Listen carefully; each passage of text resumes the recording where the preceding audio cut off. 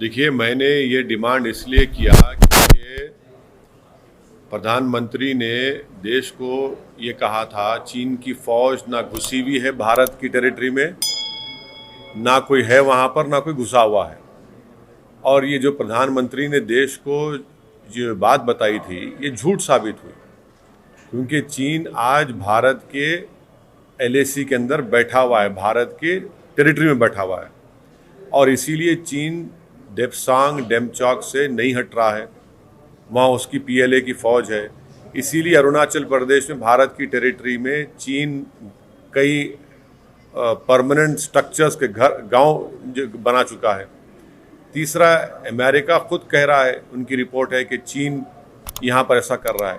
तो हमारा बोलना ये है कि क्योंकि मोदी सरकार इस पर कुछ नहीं बोल रही है और ये इनकी डेलिबरेट खामोशी है, जिसको अंग्रेजी और डिनायल है, तो हम ये इस बात का डिमांड करते हैं कि अब जब लोकसभा का विंटर सेशन होगा, इसमें एक पूरी डिबेट होनी चाहिए।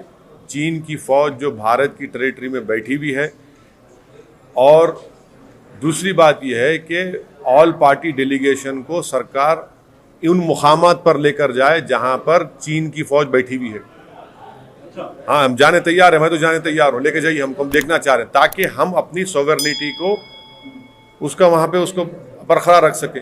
और तीसरी बात यह, अगर सरकार पार्लियामेंट लोकसभा में उस डिबेट के लिए अगर ये कहती है कि नहीं, ये नेशनल सिक्योरिटी का मसला है, डिबेट नहीं हो सकती है, तो लोकसभा के रूल 248 के तहत एक सीक्रेट सिटिंग हो सकती है, जिसको कोई मीडिया के लोग नहीं रहेंगे, कोई नहीं रहेंगे, आप वो डिबेट करवाइए।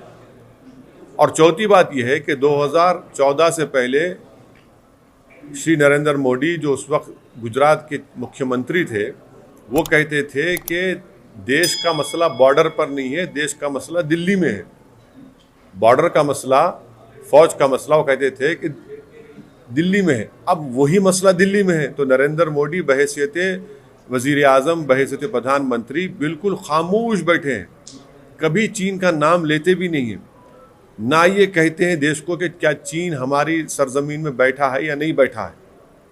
तो इसीलिए ये हमने डिमांड किया है।